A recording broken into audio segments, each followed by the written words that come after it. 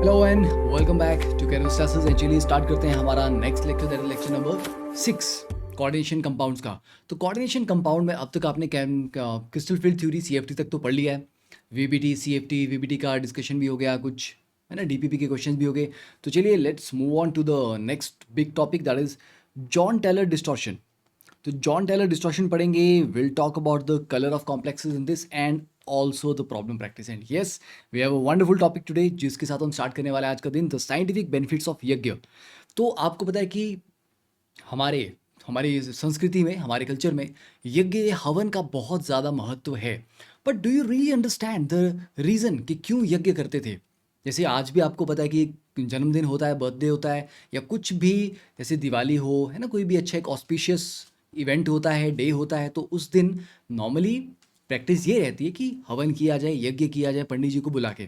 तो उसके पीछे क्या कोई साइंटिफिक रीज़न है? क्या कोई प्रूफ किया है किसी ने कि ऐसा ही नहीं था, कि कोई कर्मकांड नहीं था, ये सिर्फ एक साइंटिफिक रीज़न के ऊपर बेस्ड था ये? तो चलिए इसकी साइंस को समझते हैं।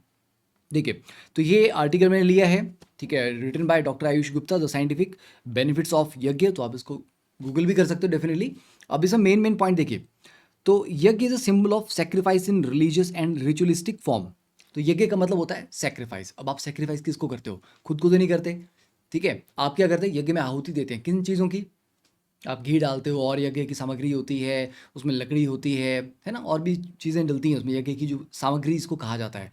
तो यज्ञ में क्या क्या डलेगा, क्या क्या नहीं डलेगा, ये बहुत ज़्यादा इंपॉर्टेंट है। आप रैंडमली, जैसे कि लकड़ी उसमें डालनी है आग जलाने के लिए, तो कोई भी आप लकड़ी यूज़ कर लेंगे, कोई भी वुड आप चूज़ कर लेंगे, ऐसा नहीं होता है, ठीक है। तो क्या देखिए, द पर्पज ऑफ हवन is not only fire or combustion, but combustion is done in such a way that the environment is not polluted but it getting pure.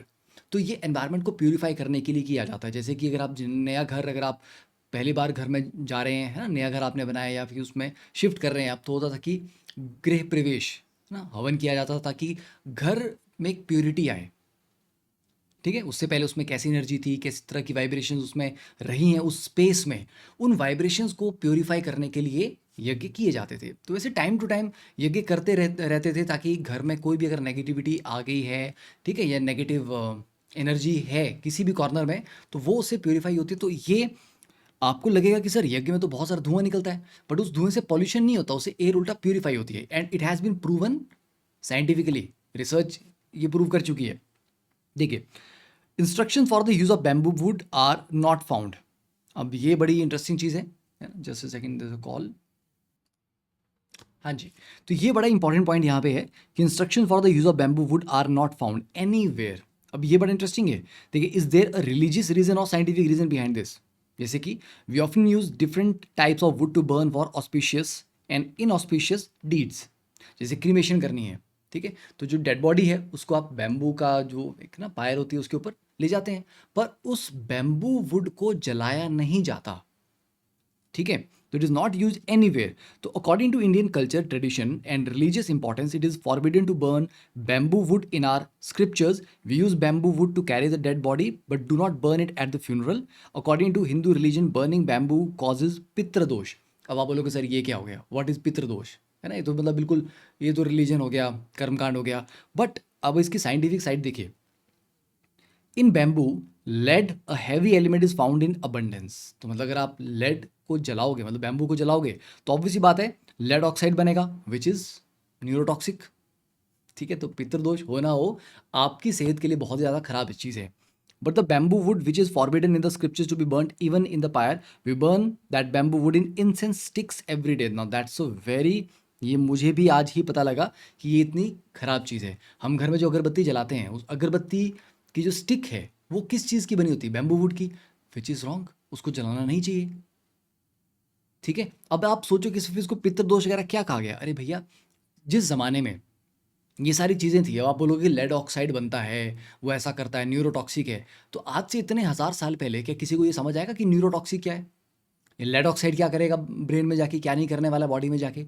तो पॉइंट थी, सीधी सी बात थी कि भैया ये नहीं करना है, ये खतरनाक होता है, बस। उसके पीछे की कहानी क्या थी वो नहीं बताई, क्योंकि सामने वाले को समझ नहीं आएगी। बट हम आज, अब आज से मैं तो अगरबत्ती जलाना बंद कर रहा हूँ।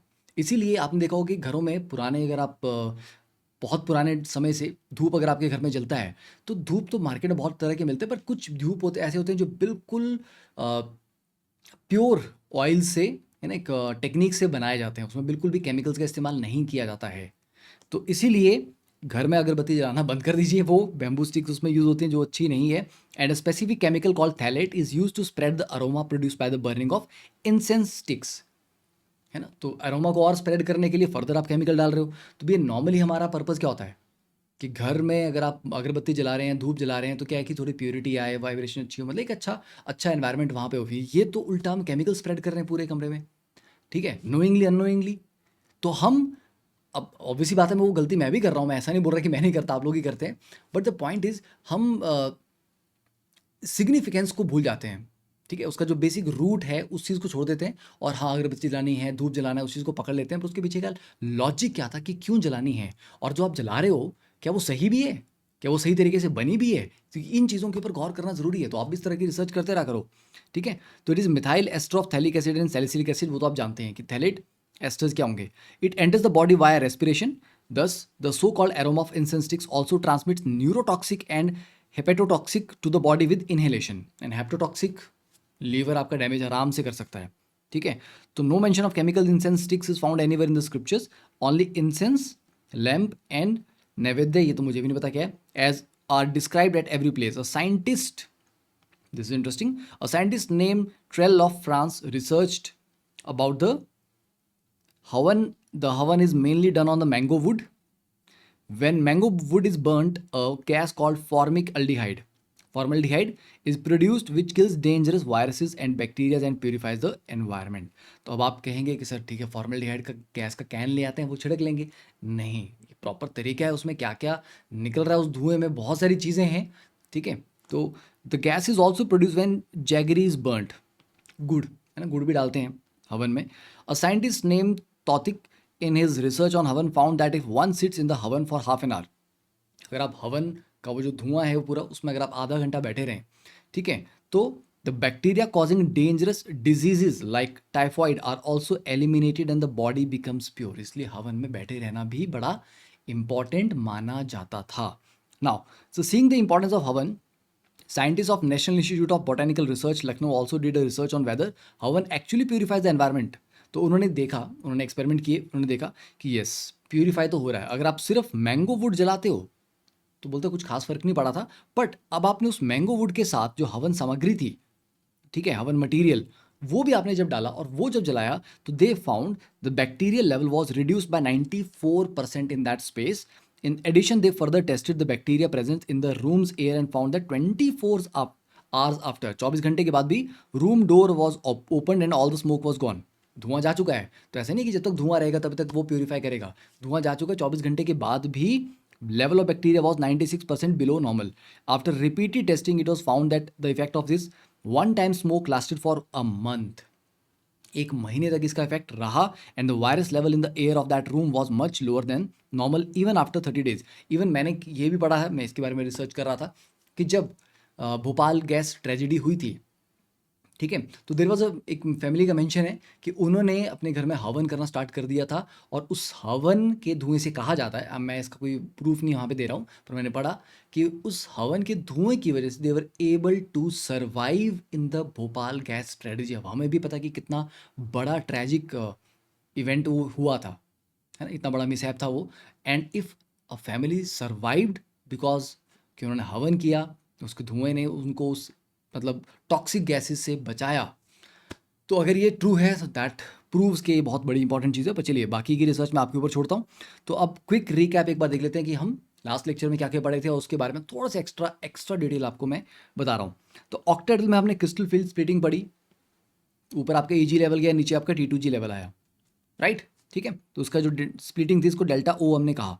देन टेट्राइडल में हमने कहा कि ये जो स्प्लिटिंग होती है ये ऑक्टेडल की कंपैरिजन में ऑलमोस्ट आधी जैसी होती है, और इसमें T2G ऊपर जाता है और EG नीचे आता है। और मैंने कहा था G मत लिखना यहाँ पे, टेट्राइडल में इसको सिर्फ T2 कहो और इसको E कहो। G स्टैंड फॉर जीरेड, और जीरेड टेट्राइडल में एप्लीकेबल वर्ड वो नहीं हो पाएगा सिमिट्री ऑपरेशंस की वजह से, तो उसके बारे में जानकारी आपको नहीं चाहिए, वो हमारे काम करनी है कि G क्यों नहीं लगाना है। अब थोड़ा इसका मैग्नीट्यूड देखना है यार, ये जो गैप है जिसको मैं यहाँ पे डेल्टा O लिख रहा हूँ, ठीक है, just look at this, delta T आपको दिख रहा है कि सर ऑब्वियसली छोटा है डेल्टा ओ से। अब नेक्स्ट वाले में what do you think, square pyramidal and square planar, इनमें ये गैप बड़ा हो रहा है क्या पहले से? यस। तो अगर आपसे पूछा जाए कि यार ओवरऑल जो क्रिस्टल फील्ड स्प्लिटिंग होती है, चलो स्क्वायर पिरामिडल छोड़ दीजिए क्योंकि स्क्वायर पिरामिडल आपका 5 कोऑर्डिनेशन नंबर के लिए आता है और 5 कोऑर्डिनेशन नंबर हमारे सिलेबस में नॉर्मली हम नहीं पढ़ते, पर चलिए स्क्वायर प्लेनर तो पढ़ते हैं। तो स्क्वायर प्लेनर में, ऑक्टाहेड्रल में और टेट्राहेड्रल में अगर आप क्रिस्टल फील्ड स्प्लिटिंग का ऑर्डर कोई अगर आपको पूछ ले तो क्या रहेगा? वो स्क्वायर प्लेनर का सबसे ज़्यादा रहेगा, उसके बाद ऑक्टाहेड्रल का आएगा, उसके बाद टेट्राहेड्रल का आएगा। तो ये चीज़ याद रखना, स्क्वायर प्लेनर में ओवरऑल स्प्लिटिंग जो है वो काफ़ी ज़्यादा होती है। ठीक है, अब स्क्वायर पिरामिडल और स्क्वायर प्लेनर में आपस में डिफरेंस क्या है? तो बहुत सिमिलर से लग रहे हैं, बस यहाँ पे डी जेड स्क्वायर नीचे चला गया और ये डी एक्स वाई ऊपर आ गया, है ना, ऐसा ही हुआ है। देखो स्क्वायर प्लेनर में ये 4 है, एक्स वाई प्लेन में 4 बॉन्ड है, जेड में कोई भी नहीं है।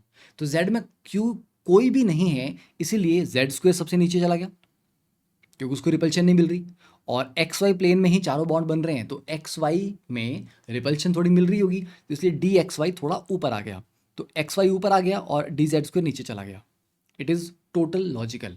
अब अगर बच्चे यही चीज़ मैं आपको स्क्वायर पिरामिडल के बारे में बोलूँ, तो स्क्वायर पिरामिडल में जेड एक्सिस में एक बॉन्ड बन रहा है ना, 4 बॉन्ड ऐसे है, 5वां बॉन्ड ऐसा है, तो जेड एक्सिस के लॉन्ग एक बॉन्ड तो है, तो यहाँ पे लिगेंड है, लिगेंड है तो वो जेड एक्सिस में रिपल्शन थोड़ी बहुत तो देगा, देगा ना। तो पहले के केस में जैसे जेड में कोई रिपल्शन नहीं मिल रही थी, अब जेड में रिपल्शन मिल रही है, तो अब इसलिए जेड स्क्वायर ऊपर आ गया और डी एक्स वाई रिलेटिवली थोड़ा सा नीचे है। गैप देखो बहुत बड़ा नहीं है दोनों के बीच में, पर फिर भी डी जेड स्क्वायर थोड़ा ऊपर चला गया। यहाँ पर गैप भी काफ़ी बड़ा है क्योंकि डी जेड स्क्वायर को तो कोई रिपल्शन मिल ही नहीं रही, इसीलिए square planar and square pyramidal are very similar. ये बीच का एक डिफरेंस यहाँ पे मेन आ जाता है। ठीक है, क्यों बता रहा हूँ आपको मैं ये, क्योंकि ऑक्टाहेड्रल और टेट्राहेड्रल के ये स्प्लिटिंग के आपने डायग्राम तो पढ़े ही हुए हैं। अब अगर क्या पता एडवांस में कभी पूछ ले स्क्वायर प्लेनर के बारे में, एक लॉजिकल क्वेश्चन पूछ ले कि क्यों ऊपर गया, ये क्यों नीचे आया, तो ये आपको याद होना चाहिए कि एनर्जी लेवल्स किस तरह से अरेंज्ड यहाँ पे थे। चलिए तो अब इन सबको इकट्ठा देखते हैं। तो ये था अब जब पांचों की डी ऑर्बिटल आपके डीजनरेट है, मतलब स्प्लिटिंग होने से पहले का level, pre splitting condition. Okay, उसके बाद अब बी आ गया आपका ऑक्टाहेड्रल, ये आ गया आपका ऑक्टाहेड्रल, फिर सी आ गया टेट्राहेड्रल, दिस इज सी। उसके बाद डी आ गया क्यूबिक, क्यूबिक हमारे काम के नहीं क्योंकि क्यूबिक मीन्स 8 कोऑर्डिनेशन नंबर है और 8 कोऑर्डिनेशन नंबर हमने नहीं पढ़ा हुआ, तो क्यूबिक को छोड़ दो। इज टेट्रागनल एलोंगेशन, जिसके बारे में अभी हम पढ़ेंगे इसके आगे जॉन टेलर डिस्टॉर्शन में, टेट्रागनल एलोंगेशन क्या होती है, टेट्रागनल कंप्रेशन क्या होता है, और एफ आ गया आपका स्क्वायर प्लेनर। तो ये हैं सारे सारे इकट्ठे अगर हम यहाँ पे कंपेयर भी करें तो बाद में आपके रिवीजन के भी काम आएगा। अब एक सिंपल सा क्वेश्चन है, why crystal field splitting increases while going down the group in d block. तो अब मैं आपने पढ़ा भी है, मैंने आपको बताया था लास्ट लेक्चर में, बेटा 3D से 4D में जाते हैं, 4D से 5D में जाते हैं, तो आपका जो क्रिस्टल फील्ड स्प्लिटिंग है बढ़ती है, इसीलिए डाउन द ग्रुप जाने पे जो नीचे वाले मेटल्स के कॉम्प्लेक्सेस हैं उनमें इनर ऑर्बिटल कॉम्प्लेक्स बनने की टेंडेंसी थोड़ी ज़्यादा रहती है, जैसे कि निकल 2 पॉजिटिव के कॉम्प्लेक्स DsP2 कभी कभी करते हैं, मतलब स्ट्रॉन्ग फील्ड लिगेंड के साथ ही बनाते हैं, पर पैलेडियम और प्लेटिनम के कॉम्प्लेक्स अगर 4 लिगेंड्स के साथ बॉन्ड बना रहे हैं तो वो मोस्टली स्क्वायर प्लेनर बनता है। क्यों? फोर्स पेयरिंग क्यों हो रही है? क्योंकि डाउन द ग्रुप जाने पे क्रिस्टल फील्ड स्प्लिटिंग डेल्टा की वैल्यू बढ़ जाती है। तो ऐसा क्यों होता है? ऐसा होने के पीछे एक मेन रीजन जो है वो ये है, Z effective, it increases down the group. ठीक है, क्योंकि पूर शील्डिंग हो रही है, आप नीचे जाओगे तो और D इलेक्ट्रॉन्स और F इलेक्ट्रॉन्स है ना सिस्टम में आएंगे, पर वो अच्छी शील्डिंग नहीं करते, तो इसलिए Z इफेक्टिव जो है ओवरऑल वो बढ़ता है।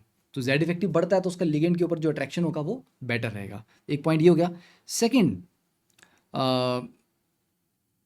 जो आपका डाउन द ग्रुप जाने पे जो बड़े वाले D और F ऑर्बिटल्स हैं, है ना, जैसे आप 3D से 4D में जाएं, 4D से 5D में जाएं, तो बच्चा 3D जितना डिफ्यूज़ है 4D उससे ज़्यादा डिफ्यूज़ है। डिफ्यूज़ मतलब इलेक्ट्रॉन क्लाउड बहुत फैला हुआ सा है, कंसंट्रेटेड नहीं है एक जगह पे, और 5D और भी ज़्यादा डिफ्यूज़ है। तो इलेक्ट्रॉन क्लाउड जितना ज़्यादा डिफ्यूज्ड होता चला जाएगा उतना ही क्या होगा, हमारी बॉन्डिंग जो वो बेटर होगी, क्योंकि बाहर वाले के साथ इंटरेक्शन ज़्यादा अच्छी हो पाएगी, क्योंकि अंदर का जो इलेक्ट्रॉन क्लाउड है वो रिपल्शन वगैरह की दिक्कत नहीं देगा क्योंकि वो बहुत दूर दूर में फैला हुआ है। ठीक है, तो डिफ्यूज्ड ऑर्बिटल्स, तो ये दो मेन रीजंस हैं जिनकी वजह से डाउन द ग्रुप जाने पे क्रिस्टल फील्ड स्प्लिटिंग बढ़ती जाती है। चलिए अब टेट्रागोनल डिस्टॉर्शन जो ऊपर हमने जस्ट मेंशन ही किया था उसके बारे में थोड़ा सा बात करते हैं। देखिए जब आपने सॉलिड स्टेट पढ़ा है तो आपने क्यूबिक सिमेट्री, टेट्रागोनल सिमेट्री पढ़ा है उसके बारे में। तो बेटा टेट्रागोनल सिमेट्री में होता क्या है, एक्स और वाई बराबर होते हैं पर जेड आपका बराबर नहीं होता है ना। तो क्यूब जो है आपका नॉर्मली तीन एक्सिस बराबर होती है एक्स वाई जेड, उसमें से एक एक्सिस को अगर मैं एलोंगेट कर दूं, लंबा कर दूं, ए और बी को सेम रखूं, सी को बढ़ा दूं, तो मैं बोलूँगा कि टेट्रागोनल ज्योमेट्री आ गई है, राइट। बस तो वही है टेट्रागोनल ज्योमेट्री, दो साइड्स आपकी बराबर है, तीसरी आपकी बराबर नहीं है। अब देखिए ये मेरे पास ऑक्टाहेड्रल अरेंजमेंट है, ये दो बॉन्ड मान लीजिए इनको मैं एक्सियल बोलता हूँ और इन चारों को मैं इक्वेटोरियल बोलता हूँ। तो एक्सियल को मैंने अलग रेड कलर में दिखाया हुआ है और बाकी जो इक्वेटोरियल्स हैं उनको चलिए ब्लू में हाईलाइट यहाँ पे कर लेते हैं, राइट। अब इमेजिन करो, अभी देखो अभी ये ऑक्टाहेड्रल था तो इस तरह से आपकी स्प्लिटिंग हुई होगी, ऊपर ई के दो ऑर्बिटल्स हैं, नीचे T2G के दो तीन ऑर्बिटल्स हैं। नाउ इमेजिन अगर मैं इन दोनों लिगेंड्स को हटा दूं, धीरे धीरे धीरे धीरे हटा दूं, अगर मैं इसको भी हटा दूं इसको भी हटा दूं तो बेटा पीछे क्या रह जाएगा, स्क्वायर प्लेनर ज्योमेट्री रह जाएगी सिर्फ। और ऐसा करने से होगा क्या, जैसे जैसे मैं इन दोनों को लिगेंड्स को दूर दूर करता जाऊंगा बॉन्ड लंबा हो जाएगा, वीक वीक वीक वीक होता होता था, मान लो एक पॉइंट पे टूट गया बॉन्ड, तो उस पॉइंट पे जेड एक्सिस के अबाउट कोई भी रिपल्शन नहीं होगी, राइट। और सारी सारी जो रिपल्शन है वो इन चारों के क्रॉस आ जाएगी। तो डी जेड स्क्वायर जो भी यहाँ पर था इसको रिपल्शन नहीं मिल रही, सडनली नीचे आ जाएगा और d x square minus y square ऊपर चला जाएगा, राइट। तुम बोलोगे हाँ सर राइट, अरे नालायक को कैसे राइट, डी जेड स्क्वायर को रिपल्शन पहले ही मिल रही थी अब नहीं मिल रही तो वो नीचे आ गया, ये बात तो लॉजिक समझ आता है। पर d x square minus y square ऊपर चला गया, ये कैसे, उसको तो पहले भी रिपल्शन मिल रही थी अब भी मिल रही है, तो उसकी बड़ी क्यों, पॉइंट इज क्या बड़ी होगी उसकी, अगर हाँ तो क्यों और अगर नहीं तो क्यों नहीं। अब इसके बारे में आप आराम से पॉज करके वीडियो को सोच सकते हैं। अब बात ये आती है बेटा अभी ये ईजी और T2G मिला के एक बेरी सेंटर का एनर्जी बैलेंस, बेरी सेंटर से आपको मैंने समझाया था ना कि कितने पॉइंट ऊपर जाते हैं कितने पॉइंट नीचे आते हैं एनर्जी कंजर्वेशन के लिए। तो जब डी जेड स्क्वायर नीचे आएगा एनर्जी में तो दैट विल गेट स्टेबलाइजेशन, पर एनर्जी बैलेंस मेंटेन करने के लिए अगर एक को स्टेबलाइजेशन मिली है तो बॉस दूसरे को डिस्टेबलाइजेशन भी उसी हिसाब से मिलनी चाहिए कि एनर्जी बैलेंस रहे, राइट। तो इसीलिए डी जेड स्क्वायर जब नीचे आता है स्टेबलाइजेशन उसको मिलती है तो उतनी ही destabilization d x square minus y square को मिलती है, इसलिए वो भाई साहब ऊपर चले जाते हैं। तो यही विजिबल है यहाँ पे, ये देखो दोनों इकट्ठे हैं डी एक्स स्क्वायर और सॉरी डी जेड स्क्वायर और d x square minus y square. अब सडनली जब डी जेड स्क्वायर नीचे गया, देखो जिस अमाउंट से ये नीचे गया स्टेबलाइज हुआ है d x square minus y square उसी अमाउंट से ऊपर गया। तो ये कौन सा केस था, ये था टेट्रागोनल एलोंगेशन का केस, है ना। और फाइनली होते होते होते वो टूट ही गए। अभी तो ये एलोंगेट हुआ है, मतलब बॉन्ड टूटा नहीं है प्योरली, लंबा हुआ है, फिर इवेंचुअली वो टूट जाएगा। जब वो टूट जाएगा तो डी जेड स्क्वायर भाई और नीचे चले जाएंगे और x square minus y square और ऊपर चले जाएंगे। तो इसलिए amount of stabilization and destabilization आपकी बराबर रहती हैं। ये यहाँ पर आपको मैं लॉजिक समझाने की ट्राई कर रहा हूँ, ठीक है। तो ये चीज़ समझ आ गई, ओके क्लियर है ये। अच्छा चलो, अब ये तो हो गया कि टेट्रागोनल का मतलब क्या है कि अगर ये दो बॉन्ड एक्सियल बॉन्ड्स लंबे कर दिए जाएं, ठीक है, लंबे क्यों होंगे, सपोज कि यहाँ पे रिपल्शन मान लीजिए थोड़ी ज़्यादा है और उस रिपल्शन को कम करने के चक्कर में ये बॉन्ड लंबा हो जाता है। इस तरह का केस आपने PCL5 में पढ़ा हुआ है, एक्सियल बॉन्ड लंबे होते हैं इक्वेटोरियल से, राइट। तो मान लीजिए अगर ये वाला बॉन्ड बच्चे लंबे हो जाएं एक्सियल बॉन्ड्स इक्वेटोरियल से तो उसको कहेंगे टेट्रागोनल एलोंगेशन। क्या कहेंगे, tetragonal elongation when axial bond becomes longer than the equatorial. और अगर किसी वजह से मान लीजिए ये वाले बॉन्ड छोटे हो जाते हैं, छोटे तो नहीं होते एक्चुअली, होता है इक्वेटोरियल लंबे हो गए, तो उसके रिलेटिव यही लगेगा ना कि ये भाई छोटा हो गया थोड़ा, ये छोटा नहीं हुआ, बाकी के चार लंबे हो गए। तो बाकी के ये चार इक्वेटोरियल बॉन्ड्स अगर लंबे हो जाएं तो इट विल फील कि जैसे कि ये एक्सियल बॉन्ड शायद छोटे हो गए हैं, कि कंप्रेस हो गया वो, है ना। ऐसे खींचा तो एलोंगेट हो गया था, ऐसे वो कंप्रेस हो गया, तो that will be the case of tetragonal compression. तो ये दो सिनेरियोज अब हम पढ़ने वाले हैं कि जॉन टेलर डिस्टॉर्शन में क्या होता है जब एक्सियल या ये टेट्रागनल एलोंगेशन होती है और कब टेट्रागनल कंप्रेशन होता है, क्यों होता है, पूरा लॉजिक उसको समझेंगे। तो देखिए जॉन टेलर डिस्टॉर्शंस क्या है, इंपॉर्टेंट टॉपिक है, इसके ऊपर क्वेश्चन है, बड़ा लॉजिकल है, बहुत आसान है। डिस्टॉर्शन तो आप नाम से आप समझ गए होंगे कि कुछ ना कुछ तो यहाँ पे गड़बड़ होगी, कुछ ना कुछ तो ये डिस्टॉर्ट करेगा किसी न किसी डायरेक्शन में। तो Jahn Teller effect is a geometric distortion of a non linear molecule system that reduces its symmetry and energy. Non linear molecule चाहिए तो ऑक्टाहेड्रल ऑब्वियस बात है, लाइन के अलॉन्ग तो नहीं है। तो वैसे तो सर अगर ऑक्टाहेड्रल भी नॉन लीनियर है तो सर टेट्राहेड्रल भी नॉन लीनियर है, बात तो सही है। तो टेट्राहेड्रल में भी जॉन टेलर डिस्टॉर्शन आ सकती है, बिल्कुल आ सकती है। तो ऐसा नहीं है कि सिर्फ ऑक्टाहेड्रल में ही आती है, हम ऑक्टाहेड्रल के केस पढ़ेंगे क्योंकि ऑक्टाहेड्रल में ये थोड़ा ज़्यादा प्रेडोमिनेंटली या ज़्यादा इसका इफेक्ट ज़्यादा देखने को मिलता है, तो टेट्राहेड्रल में भी मिलती है। तो नॉन लीनियर जो मॉलिक्यूल्स होंगे उनमें ये सिमेट्री और एनर्जी को घटाता है। तो यार एनर्जी को घटाएगा तो मतलब स्टेबिलिटी लेके आएगा। यस, तो जॉन टेलर डिस्टॉर्शन का मेन पर्पस क्या है, सिस्टम की एनर्जी को बढ़ाना, स्टेबिलिटी को बढ़ाना, एनर्जी को कम करना। तो this distortion is typically observed among octahedral complexes where the two axial bonds can be shorter और लॉन्गर। ठीक है, देखिए अब पहला वाला केस है, यहाँ पे जॉन टेलर डिस्टॉर्शन नहीं है, सारे के सारे बॉन्ड्स बराबर लेंथ के हैं।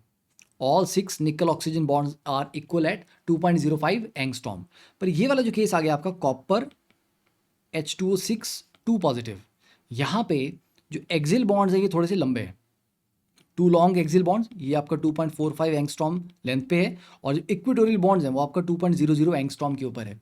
वैल्यू याद नहीं करनी है, पर अब क्वेश्चन ये आता है कि सर निकल 2 पॉजिटिव में जो कि D8 कन्फिग्रेशन है, जॉन टेलर डिस्टॉर्शन नहीं है, और सर कॉपर 2 पॉजिटिव में जो कि D9 कन्फिग्रेशन है, जॉन टेलर डिस्टॉर्शन आ गई।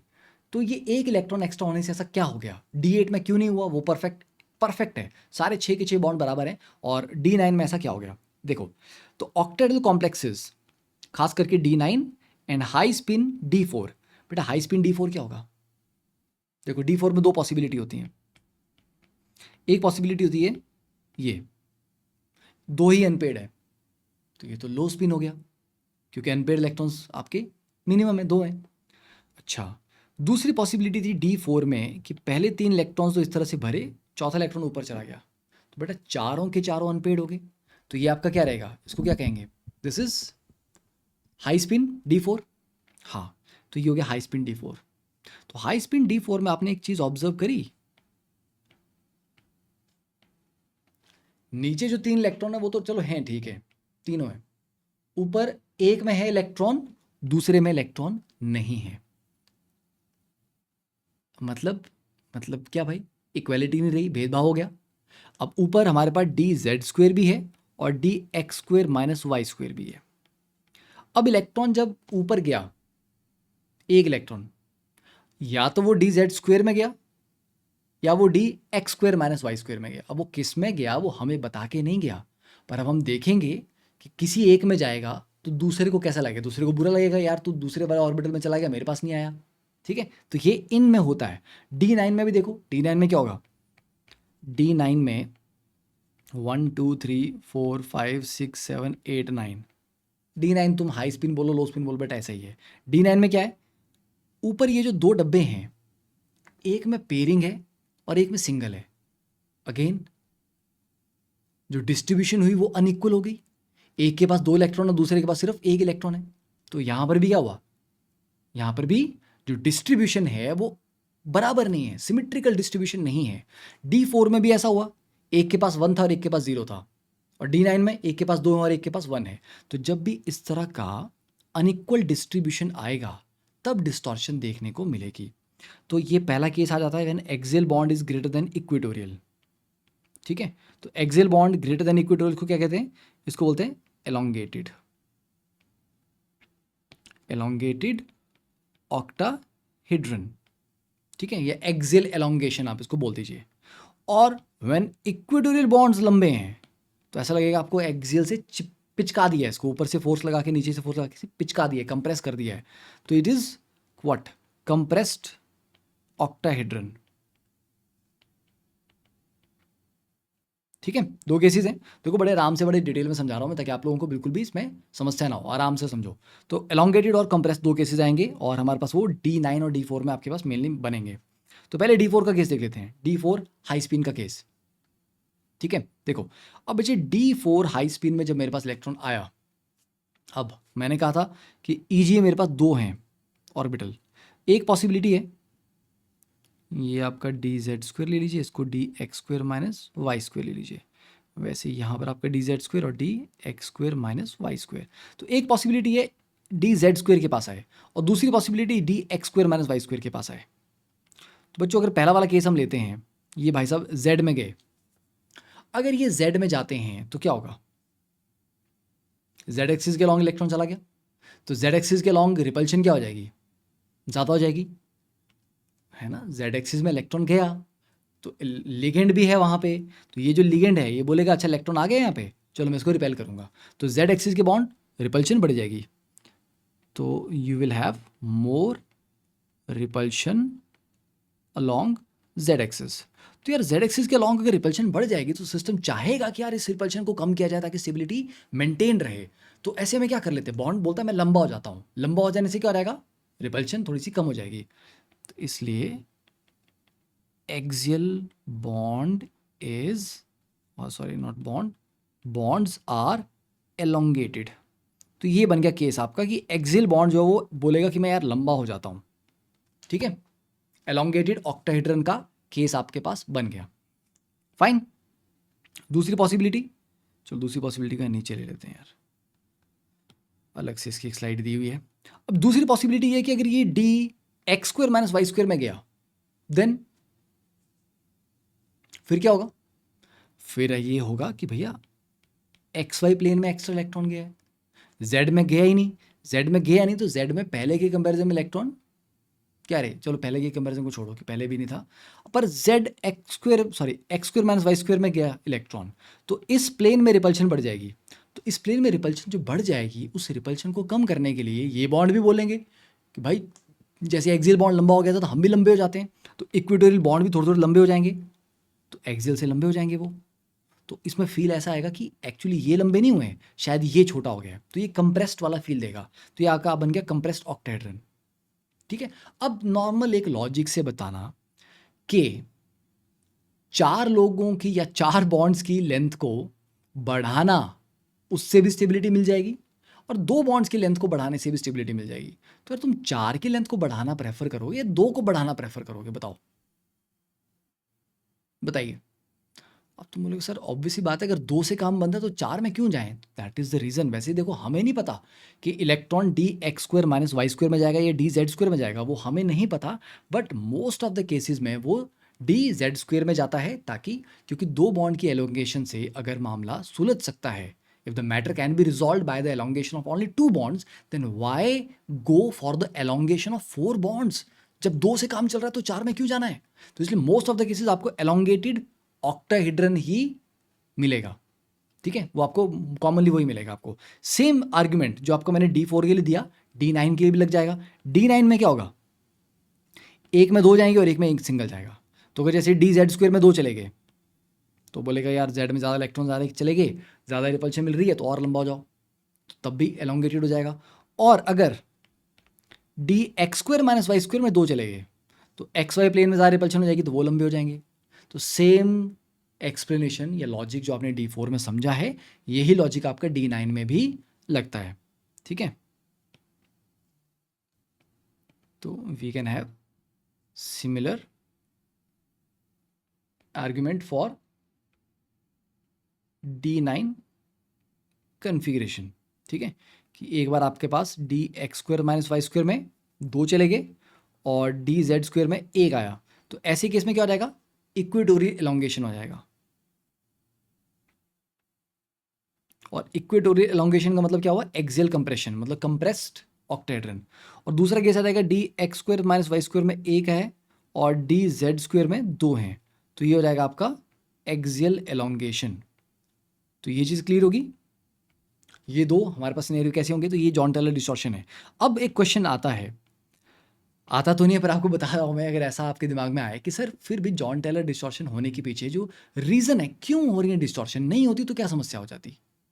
देखो नहीं होती, जॉन टेलर डिस्टॉर्शन जो भी कर रहा है ना, वो एनर्जी को घटा रहा है सिस्टम की, तो अगर वो डिस्टॉर्शन नहीं होती तो सिस्टम उतना स्टेबल नहीं होता, तो it is providing stability actually. तो Jahn Teller distortion is nothing but एक एक्सप्लेनेशन है कि यार ये जो मॉलिक्यूल है ना, ये ऐसा टेढ़ा सा क्यों हुआ है, डिस्टॉर्टेड सा क्यों है। तो किसी ने बोला अरे यार ये स्टेबल होने के चक्कर में डिस्टॉर्टेड हो गया हुआ है। अच्छा, हाँ, तो उस डिस्टॉर्शन को जिसने स्टडी किया और पूरी कहानी बताई, वो बना फिर जॉन टेलर डिस्टॉर्शन। तो मॉलिक्यूल ने जॉन टेलर अंकल को नहीं पूछा था कि मैं डिस्टॉर्ट कर जाऊं कि नहीं कर जाऊं, वो खुद ही डिस्टॉर्ट कर चुका था स्टेबिलिटी अचीव करने के लिए। तो इसका मतलब है कि जॉन टेलर डिस्टॉर्शन जब होती हैं तो उसके पीछे का जो ऑब्जेक्टिव है, जो मतलब लक्ष्य है मॉलिक्यूल का, that is to achieve stability. और कैसे? डिस्टॉर्शन के थ्रू। क्यों? तो जो ड्राइविंग फोर्स है जॉन टेलर डिस्टॉर्शन के पीछे, वो ये बोलती है removal of degeneracy of the energy levels will give an additional stabilization. जैसे कि जब आपने स्फेरिकली सिमेट्रिकल क्रिस्टल फील्ड में देखा था कि पांचों D orbital same energy level पे थे, ऑक्टेडल में वो स्प्लिट हुए ना, दो ऊपर गए तीन नीचे गए, हुए ना? हाँ, क्यों हुए? स्टेबिलिटी। क्योंकि अभी एनर्जी इस लेवल पे थी, अब अगर इलेक्ट्रॉन्स नीचे वाले ऑर्बिटल्स को ही ऑक्यूपाई करेंगे तो एनर्जी और नीचे चली जाएगी, तो स्टेबिलिटी मिलेगी।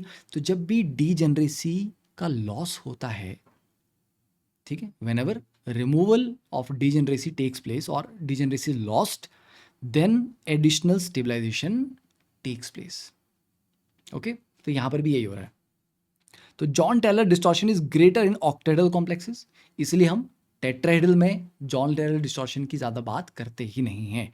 तो ऐसा मत सोचना कि टेट्राहेड्रल में नहीं होती हैं, हम बात नहीं करते उसकी। अब देखिए निकल 2 पॉजिटिव में क्या है कि D8 है, D8 में ऐसा अनइक्वल डिस्ट्रीब्यूशन नहीं है, इसलिए वो एक परफेक्टली ऑक्टाहेड्रल कॉम्प्लेक्स बना लेगा, निकल 2 पॉजिटिव, फाइन।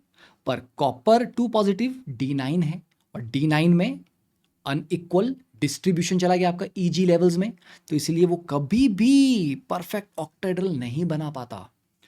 और बोथ निकल 2 पॉजिटिव और कॉपर 2 पॉजिटिव टेट्राहेड्रल अगर बनाएंगे तो डिस्टॉर्टेड ही बनाएंगे। अब दिस इज योर होमवर्क, इसका आंसर मैं आपको नहीं दूंगा, आपको कुछ सोचना है। ये कि आपको मैंने बता दिया कि जॉन टेलर डिस्टॉर्शन टेट्राहेड्रल में भी होती है, जब भी अनसिमेट्रिकल डिस्ट्रीब्यूशन होती है। तो निकल 2 पॉजिटिव और कॉपर 2 पॉजिटिव जब टेट्राहेड्रल बनाते हैं तो देखना उनमें किस तरह से E और T2 सेट में इलेक्ट्रॉन्स रखे जाएंगे, तो वो अनइक्वल या अनसिमेट्रिकल डिस्ट्रीब्यूशन कैसे है। तो इस वजह से ये हमेशा ही टेट्राहेड्रल दोनों के डिस्टॉर्टेड रहते हैं। अब एक बड़ा प्यारा क्वेश्चन है, why is tetrammine copper 2 a square planar and not a tetrahedral species? है ना, ये हमने VVT में तो डिस्कस किया था नॉर्मली कि tetrammine copper CuNH3 2 positive. Normally लगता है यार कॉपर क्या है आपका, कॉपर 2 पॉजिटिव है, यहाँ पे आपका D9 है, राइट? तो D9 का मतलब क्या हो गया आपका? जो मर्जी कर लो, दुनिया भर का जोर लगा लो, स्ट्रॉन्ग लिगेंड वीक लिगेंड कुछ भी कर लो भैया, D9 में मतलब ये D एक खाली आपको नहीं मिलेगा अंदर का। तो DsP2 कैसे बन सकता है, स्क्वायर प्लेनर कैसे बन सकता है? D तो अवेलेबल नहीं है अंदर का। तो बाकी 4 ऑर्बिटल आपको कौन से मिलेंगे? sp3, तो sp3 बनना चाहिए ये, पर ये बनता भाई साहब स्क्वायर प्लेनर। वाई? क्योंकि ये बॉस पहले ऐसा नहीं था।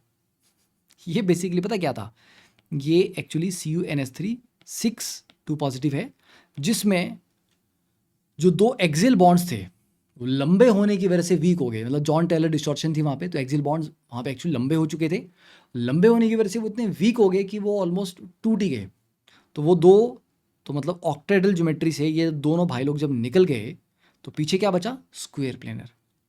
तो ये ऐसा नहीं था कि ये टेट्राहेड्रल होते होते स्क्वायर प्लेनर हो गया, नहीं, ये ऑक्टाहेड्रल से 2 बॉन्ड्स वीक होते होते होते टूट गए, और 4 बॉन्ड जो बचे वो फिर ऑब्वियसली बात आपको स्क्वायर प्लेनर अरेंजमेंट ही देंगे। इसलिए नॉर्मल तरीके से अगर आप इस क्वेश्चन को सॉल्व करो विदाउट नोइंग कि ऐसा होता है, तो आप आंसर इसका कभी दे नहीं पाओगे। ठीक है, तो ये क्लियर है, ये कहानी समझ आ गई सबको? चलो, तो ये तो हो गया। तो कॉपर 2 पॉजिटिव के जब भी आपने कोई भी केसेस देखने हैं, वहाँ पर जॉन टेलर डिस्टॉर्शन आपने बोलना है कि बॉस इसमें होनी है।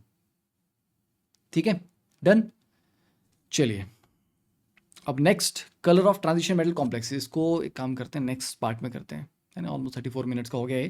फिर कलर में, क्योंकि फिर बड़ी डिटेल है, लंबा है, और फिर क्वेश्चन भी करने हैं उसमें, तो कलर वाले पार्ट को हम लेक्चर 6.2 में करेंगे। इसका लेक्चर 6 ही चल रहा है, 6.2। ओके, बाकी अगर आपको लेक्चर अच्छे लगे तो भैया अपने जूनियर्स को, भाई बंधुओं को बताना भूलें ना, कैनवस क्लासेस के बारे में ज़रूर बताएं, ठीक है। And keep smiling. और हवन के बारे में, यज्ञ के बारे में जो आपको इन्फॉर्मेशन मैंने दी थी, प्लीज़ उसको अपने घर में भी शेयर करें, अपने दोस्तों के साथ शेयर करें, ताकि हमें हमारी संस्कृति के बारे में, हमारे कल्चर के बारे में थोड़ा ज़्यादा अच्छे से नॉलेज हो, चीज़ें क्लियर हों, और आप भी कुछ ना कुछ पढ़ते रहिए, सीखते रहिए और सिखाते रहिए दोस्तों को, ठीक है। चलिए, ऑल द बेस्ट।